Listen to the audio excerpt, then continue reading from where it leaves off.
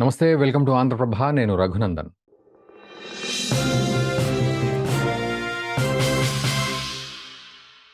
ఈ fake voter ఇష్యూని రాహుల్ గాంధీ లేవనెత్తడం, దీనికి సంబంధించి ఢిల్లీ ఇందిరా భవన్‌లో ఒక పవర్ పాయింట్ ప్రెజెంటేషన్ ఇచ్చారు. అయితే కేంద్ర ఎన్నికల సంఘం బీజేపీ గెలుపు కోసమే సహకరించింది అని చెప్పి ఆయన తీవ్ర వ్యాఖ్యలు చేశారు.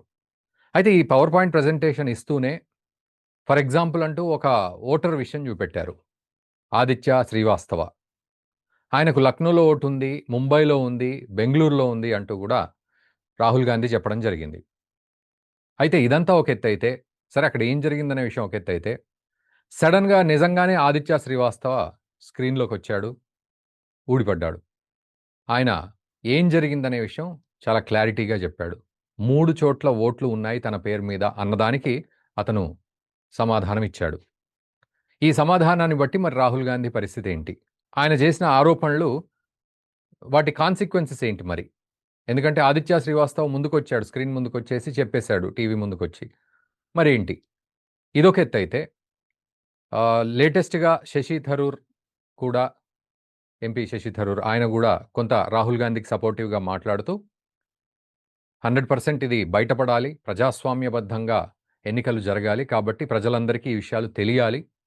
దీని మీద చర్యలు తీసుకోవాలి అని ఆయన కొంత రాహుల్ గాంధీకి సపోర్ట్‌గా మాట్లాడారు. సరే ఇదంతా ఒక ఎత్తైతే, మరి రాహుల్ గాంధీ చేసిన వ్యాఖ్యలు ఏమిటి? అవి ఎటు దారి తీస్తాయి? ఎందుకంటే కేంద్ర ఎన్నికల సంఘం గూడా దీని మీద రెస్పాండ్ అయింది. మరి రాహుల్ గాంధీ వ్యాఖ్యలు ఎటు దారి తీస్తాయనేది మనం కనుక్కుందాం. మనతో పాటు విశ్లేషకులు ప్రసాద్ పేకేటి గారున్నారు. నమస్తే అండి ప్రసాద్ గారు. నమస్కారం రఘునందన్ గారు. సార్ అంటే ఆదిత్య శ్రీవాస్తవ అనే వ్యక్తి నిజానికి అతను అందరి ముందుకొచ్చాడు. ఆయన చెప్పాడు. ఏం చెప్పాడనేది కూడా మనం మాట్లాడుకుందాం. దీంతో పాటు మరి ఎలాంటి స్టెప్స్ ఉండబోతున్నాయంటే ఎలా అర్థం చేసుకోవాలి ఈ సిట్యుయేషన్‌ని?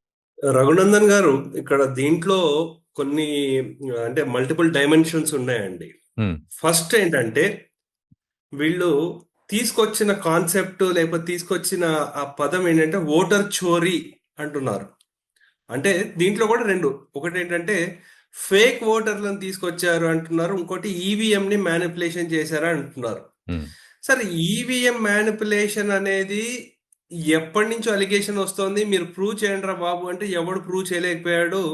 ఇంకా నిన్న ఈరోజు స్టేట్మెంట్లు వాళ్ళ కాంగ్రెస్ ఎలైస్ ఎవరైతే ఉన్నారో నేషనల్ కాన్ఫరెన్స్ నుంచి ఫరూక్ అబ్దుల్లా గారు వారు ఒక స్టేట్మెంట్ ఇవ్వడం జరిగింది. అభిషేక్ బెనర్జీ గారు టీఎంసీ నుంచి వారు కూడా స్టేట్మెంట్ ఇవ్వడం జరిగింది. ఈవీఎంస్ 100% ట్రస్ట్ వర్తి, నువ్వు గెలిచినప్పుడు ఒకలాగా ఓడిపోయినప్పుడు ఇంకోలాగా మీరు మాట్లాడకూడదు అని చెప్పారు. సరే, ఇప్పుడు మనకి నెక్స్ట్ ఏంటంటే ఫేక్ ఓటర్స్ అంటున్నారు. ఫేక్ ఓటర్స్ లేకపోతే ఒక ఓటరు చాలా రాష్ట్రాల్లో ఉండడం లేకపోతే చాలా కాన్స్టిట్యుయెన్సీలో ఉండడం అనేది అది ఏంటంటే అది ఒక పార్టీ చేసిందని చెప్పలేం. మనకి ఒక్కోసారి ఏమవుతుందంటే మన ఒక కాన్స్టిట్యుయెన్సీలోనే 2-3 ఉంటుంది. అదే కంపల్సరీ అది ఎలక్షన్ కమిషన్ వారు టెక్నాలజీ యూజ్ చేసుకునో లేకపోతే ఆధార్ కార్డ్ని లింక్ చేసుకునో దాన్ని వాళ్ళు క్లీన్ చేయాల్సిన ఆవశ్యకత ఎంతో ఉంది. సో అదే వాళ్ళు చేస్తున్నారు కూడా. ఇప్పుడు చెయ్యట్లేదని కాదు. అంటే ఒక్క ఓటరే వెళ్ళి 3-4 చోట్ల ఓట్లు వేసాడా అనేది అది చెప్పలేము. అది ఎందుకంటే అది అంత ఇది సులువేం కాదు అది. సో అందు గురించి ఏంటంటే యూజువల్లీ అర్బన్ కాన్స్టిట్యుయెన్సీలో ఏమవుతుందంటే అండి, ఫ్లోటింగ్ క్రౌడ్ లేకపోతే ఎక్కడి నుంచి ఊరి నుంచి వచ్చిన వాళ్ళు సిటీస్లో రావడము, లేకపోతే అక్కడ ఓటర్ ఐడి కార్డు తీసేస్తే వాళ్ళకి వచ్చే ఈ సోషల్ బెనిఫిట్స్ ఏవైతే ఉంటాయో అవి రాకుండా ఉంటాయని ఉంటారు. అది ఏంటి, మనం చాలా మటుకు తెలంగాణ ఆంధ్రాలో కూడా మనం చూస్తూ ఉంటాం అది. సో అందు గురించి ఏంటంటే అది పెద్ద ఏదో భూతద్దంలో చేసేసి ఓటర్ చోరీ హోగయా అవి ఇవి అని చెప్పడము అంత అంత దానికి అంత వాల్యూ ఇవ్వాల్సిన అవసరం లేదు యాక్చువల్ చెప్పాలంటే. అయితే మనం ఇక్కడ చూసుకోవాల్సింది ఏంటంటే ఏదో ఒక 25 సీట్లు డిసైడింగ్ ఫ్యాక్టర్ గా ఉండేవి ఏవైతే ఉన్నాయో వాట్లని చేంజ్ చేసేసారు ఇలా అని వారు కమెంట్లు వేయడము కొంచెం ఆశ్చర్యంగా ఉంది. ఎందుకంటే కొన్ని ఇట్లా బార్డర్ లో ఉండే సీట్లు కాంగ్రెస్ లేకపోతే వాళ్ళ అలయన్స్ పార్ట్నర్ వాళ్ళు గెలవడం జరిగింది. సో అందు గురించి ఏంటంటే మనం లోక్సభ ఎలక్షన్ మీరు తీసుకొచ్చిన అంశం లోక్సభ ఎలక్షన్లు కాబట్టి ఉమ్, లోక్సభలో యాక్చువల్లీ బీజేపీకి ఇంకా ఎక్కువ సీట్లు వస్తాయనుకునేది దాంట్లో తక్కువ రావడానికి ఏంటంటే కారణము ఈ కాంగ్రెస్ సంవిధాన్ ఖత్రే మే హై అని ఒక ఉమ్, ఒక ఫేక్ వీడియోస్ లేకపోతే అవన్నీ చేయడంతో దాని ఇంపాక్ట్ కొంచెం కనిపించింది. ఉత్తరప్రదేశ్లో అఖిలేష్ యాదవ్ ఆడిన ఒక స్ట్రాటజీ ఏమైతే ఉందో అంటే వాళ్ళకి ఎప్పుడు యాదవులు ముస్లింలు ఎక్కువ సాలిడ్ ఓట్ బ్యాంక్ ఉంది కాబట్టి మిగతా కాస్ట్లని స్ప్లిట్ చేయడానికి ఆ కాస్ట్ వాళ్ళకి ఎక్కువ సీట్లు ఇవ్వడంతో అది కొంచెం ఇదైంది. ఉమ్, మహారాష్ట్రలో ఫేక్ నెరేటివ్స్, ఇంకోటి అది కాకుండా ఆ, అక్కడ ఏం చేశారంటే ఆ, కొన్ని ఎక్స్పోర్ట్ బ్యాన్ చేశారు. అంటే ఉల్లిపాయలు ఇటువంటి వాటి మీద మనకి బ్యాన్ చేయడంతో కొంచెం ఫార్మర్స్ రివర్స్ అయ్యారు. ఉమ్, రాజస్థాన్ లో వచ్చేసరికి ఏమైందంటే అండి వీళ్ళకి యాక్చువల్లీ ఇన్ ఫైటింగ్ అంటే వసుంధర రాజే ఇంకా వీళ్ళ గవర్నమెంట్ ఉండే వాళ్ళ మధ్య ఇన్ ఫైటింగ్ వల్ల వాళ్ళు సీట్లు కోల్పోయారు. అది ఉమ్, ముఖ్యంగా బీజేపీకి తక్కువ సీట్లు రావడానికి కారణం. సో ఉమ్, కాంగ్రెస్ కి అంత 99 వస్తుందని ఎవ్వరూ ఊహించలేదు. ఉమ్, అయితే మీరు అనొచ్చు మరి కర్ణాటకలో ఎలా గెలిచారండి? ఎందుకంటే వాళ్ళంత ఘోరంగా అసెంబ్లీ ఎలక్షన్లో ఓడిపోయిన తర్వాత మరి అవును. ఎలా గెలిచారు అంటే కర్ణాటకలో గెలవడానికి ముఖ్యమైన కారణము వీళ్ళ ఎప్పుడైతే అసెంబ్లీ ఎలక్షన్ ఓడిపోయారో అప్పుడు జేడిఎస్ తో వాళ్ళు టైఅప్ పెట్టుకున్నారు. ఉమ్, అందుగురించి వాళ్ళు మంచి టైఅప్ చేసుకుని ఆన్ ద గ్రౌండ్ వర్క్ చేసుకుంటూ వచ్చారు. వచ్చిన తర్వాత దాని రిజల్ట్ ఏంటంటే ఉమ్, చెప్పాలంటే యాక్చువల్లీ బెంగళూరు రూరల్ కాన్స్టిట్యుయెన్సీ ఉంది. అంటే అది కాంగ్రెస్ కి కంచుకోట. ఉమ్, అది ఎవరు కంటెస్ట్ చేశారంటే డికే శివకుమార్ డిప్యూటీ సీఎం వారి తమ్ముడైన డికే సురేష్ గారు 5-6 టర్మ్స్ నుంచి కంటిన్యూస్ గా గెలుస్తూ వచ్చారు. ఉమ్, ఆయన ఎలక్షన్ లో ఓడిపోయారు. ఉమ్, అది ఆశ్చర్యం. అంటే అక్కడ ఓడిపోవడానికి ఏంటంటే కారణము ఈ టైఅప్ అన్నమాట. అది కాకుండా వీరు తీసుకొచ్చిన కాన్స్టిట్యుయెన్సీ ఏది బెంగళూరు సెంట్రల్ లోక్సభ అన్ని కాన్స్టిట్యుయెన్సీలో ఈ అన్ని అసెంబ్లీలో గెలిచేశారు. కానీ ఈ మహాదేవపురాలోనే మహాదేవపురం. ఎక్కువ ఓడిపోయారు అని చెప్తున్నారు. ఉమ్, మహాదేవపుర ఏంటండి?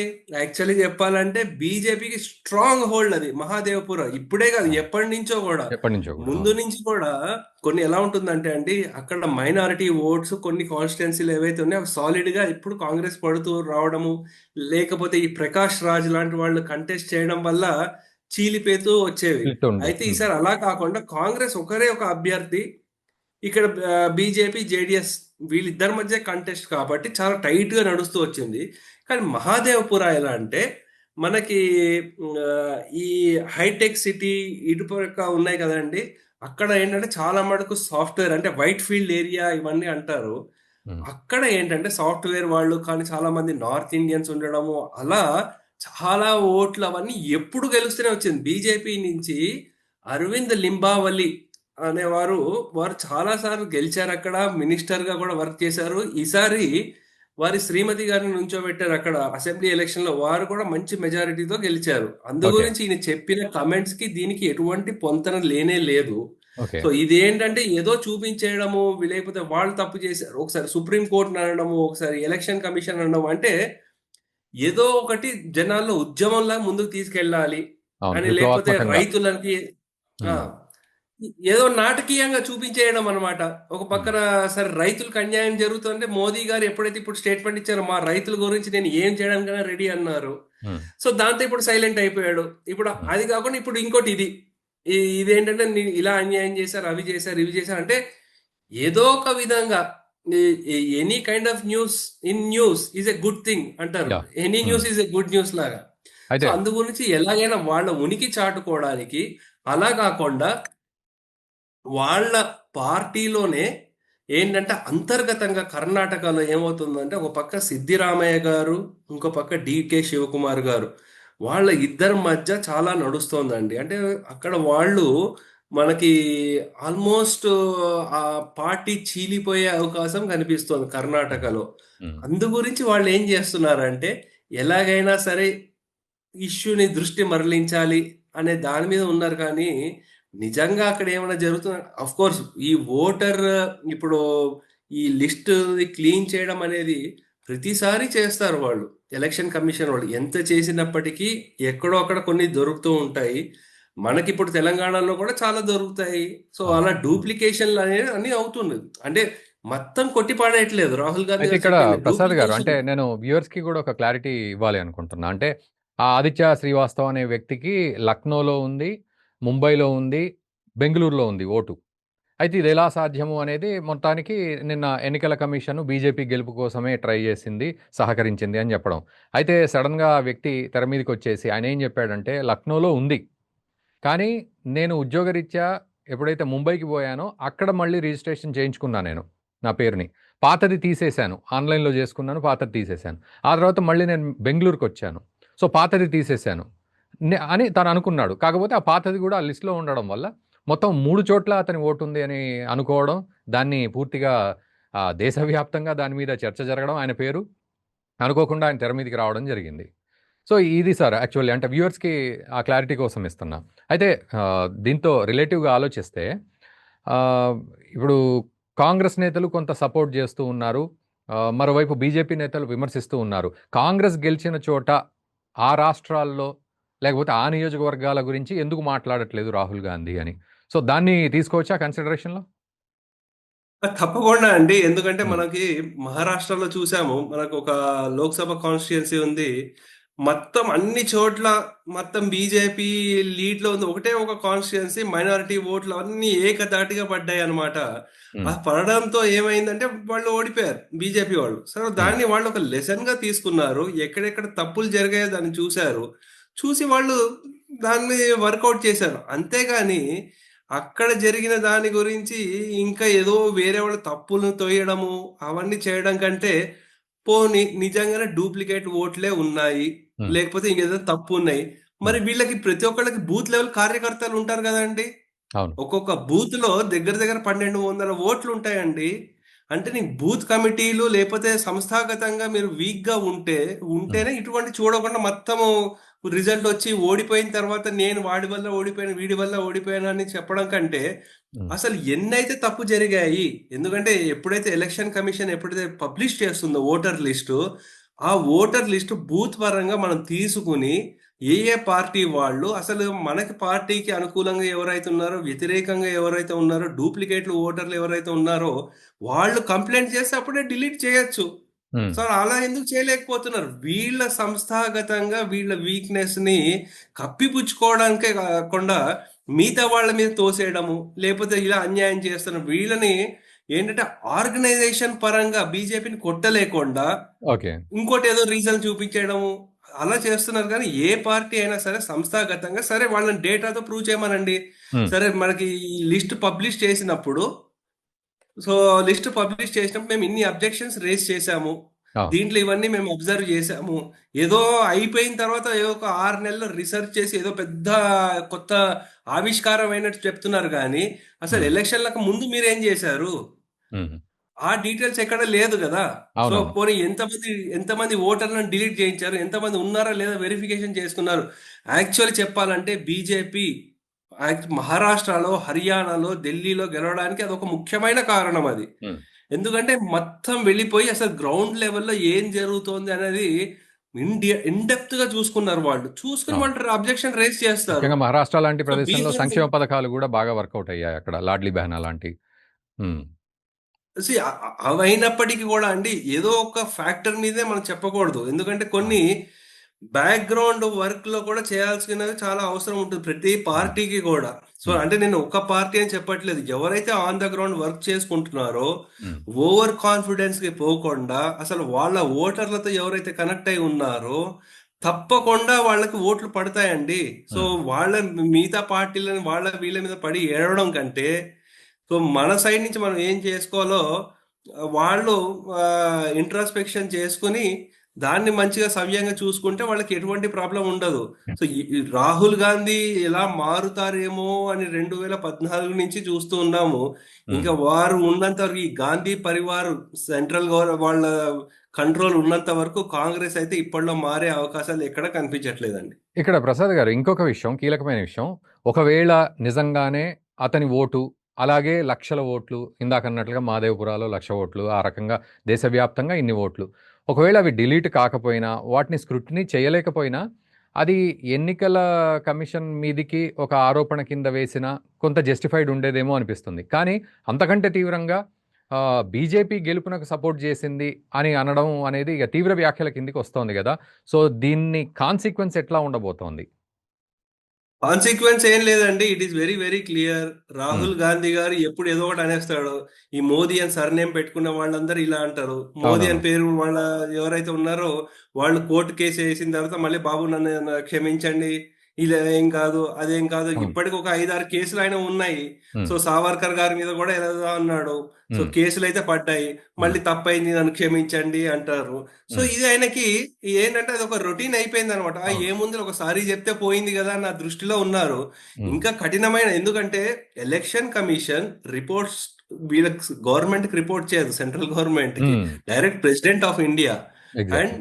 ఇవేవైతే ఉన్నాయో ఇండిపెండెంట్ బాడీస్. అవును. వీట్ల మీద ఇటువంటి కామెంట్లు వేయకూడదు గదా! ఎందుకంటే ఎగ్జాక్ట్‌లీ సార్. హ్మ్. గతంలో గూడా చూసాం. ఎలక్షన్ కమిషనర్‌గా ఉండేవాళ్ళు వాళ్ళ పదవీ కాలం అయిపోయిన తర్వాత వచ్చి కాంగ్రెస్ గవర్నమెంట్‌లో, యూపీఏ గవర్నమెంట్‌లో మినిస్టర్‌లయ్యారు. హ్మ్. సో, ఇటువంటివి ఏంటంటే, కొంచెం ఆయన ఏమైనా చెప్తున్నప్పుడు కొంచెం వాళ్ళ వెనకాల ఉన్న సలహాదారులు ఎవరైతే ఉన్నారో, బాబు ఇది కాదు, ఇది వీళ్ళ మీద ఆరోపణలు ఇంత గంభీరమైన ఆరోపణలు వేస్తున్నారు మీరు. సో, దాన్ని కూడా మీరు కంట్రోల్ చేసుకోవాలి. ఇప్పుడు ఎలక్షన్ కమిషన్ ఏమన్నారు? 3 రాష్ట్రాల వాళ్ళు మీరు హ్మ్. అలిగేషన్స్ ఏసారు గదా! ఈ హ్మ్. ఫార్మాట్ ఉందండి. దీనికి ఫాలో అయ్యి మీరు చెప్పండి అంటాడు. హ్మ్. ఈయన జస్ట్ ఏదో మీడియాలో కనిపించాలి. అంటే ఈ స్టైలే మనం 'కేజ్రీవాల్' స్టైల్ చూసాం మనం. అవును. ఓకే. అవునవును. ఏదో హడావిడి చేసేయాలి. అవును. మళ్ళీ తర్వాత మొత్తం మీడియాలో వచ్చిన తర్వాత నెక్స్ట్ ఎక్కడికో బ్యాంకాకో ఎక్కడికో వెళ్ళిపోవాలి. తర్వాత వెళ్ళిపోవాలి. ఇంకేం ఉండదు. అవును. సో, అది ఇప్పుడు నడవదు ఈ కాలంలో. ఎందుకంటే ఇటువంటి న్యూస్‌ని ఎలా కౌంటర్ చేయాలి, ఆన్ ద గ్రౌండ్ కూడా ఎలా చేయాలి అనేది బీజేపీ కానివ్వండి, బీజేపీతో అసోసియేట్ అయిన వేరే వివిధ సంస్థలు కానివ్వండి, వాళ్ళు బాగా పకడ్బందీగా ప్రిపేర్ అయ్యి ఉన్నారు. సో, హ్మ్. వీళ్ళకి ఇంకా కొత్తవేమన్నా రావాలి గానీ, ఇటువంటివి ఇంకా మార్కెట్‌లో చెల్లవింక. So, okay.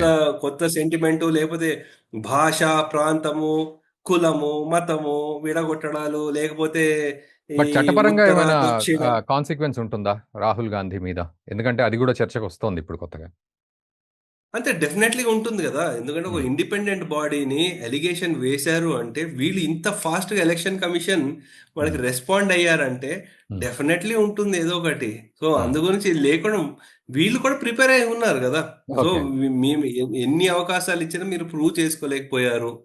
So, supreme court మీద కూడా ప్రియాంక గాంధీ గారు పార్లమెంట్‌లో అసలు సుప్రీం కోర్ట్ ఎవరు చెప్పడానికి మా గురించి అన్నారు ఒక స్టేట్మెంట్. మేము అవును. నిజంగా భారతీయులమా కాదా అని చెప్పడానికి వారు ఎవరు అవును. ఫ్రీడమ్ ఆఫ్ అనేటువంటి స్పీచ్ ఉంది స్టేట్మెంట్‌లు మాకు. ఇచ్చారు.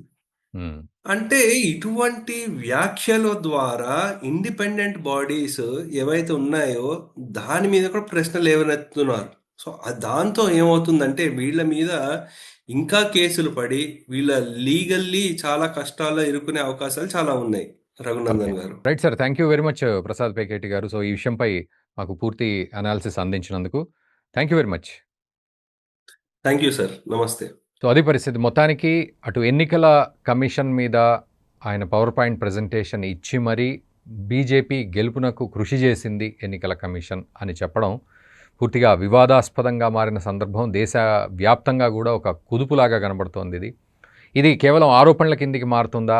మరి ఇందాక మనం అనుకున్నట్లుగా ఆ శ్రీవాస్తవ అనే వ్యక్తి తెర మీదికి రావడం, అతనికి నిజంగానే ఆ ట్రాన్స్‌ఫర్ అయ్యాడు తను అని చెప్పుకోవడం, క్లారిటీ ఇవ్వడం. మరి ఇదంతా ఎన్నికల కమిషన్ యొక్క వైఫల్యం కిందికెళ్తుందా? లేకపోతే బీజేపీ గెలుపునకు కృషి చేసిందనే మాట మీదికి వెళ్తుందా? ఇది కొంత ఇక్కడ కాస్త సెన్సిటివ్ స్ప్లిట్ ఒకటుంది. మరి దీన్ని తీసుకోవడం ఎలా తీసుకుంటుంది ఎన్నికల కమిషన్? ఇదంతా ఒక ఎత్తైతే చట్టపరంగా దీనికి ఎటువంటి కాన్సిక్వెన్సెస్ ఉంటాయి అనేది మీరు గూడా ఒకసారి కామెంట్ చేయండి. అండ్ ఈ వీడియోని మీ మిత్రులకు గూడా షేర్ చేయండి. Thank you very much.